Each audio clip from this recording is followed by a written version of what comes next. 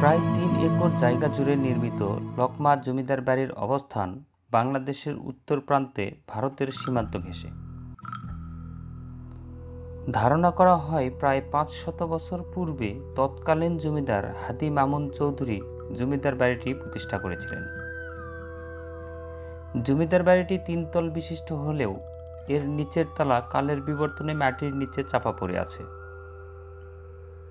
২৫ থেকে ৩০টি কক্ষ বিশিষ্ট এই প্রাসাদটিতে ছিল হাতিশাল, ঘোড়াশাল ছাড়াও কাছারি ঘর। কথিত আছে এই জমিদার বাড়ির জমিদার ছিলেন অতি অত্যাচারী, নির্দয় ও নিষ্ঠুর।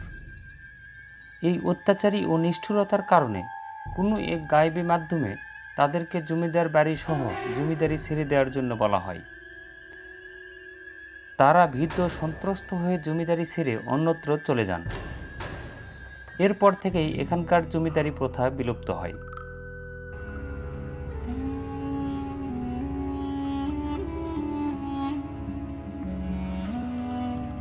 লতাপাতায় জরাজীর্ণ জমিদার বাড়িটি এখন ধ্বংসপ্রায়।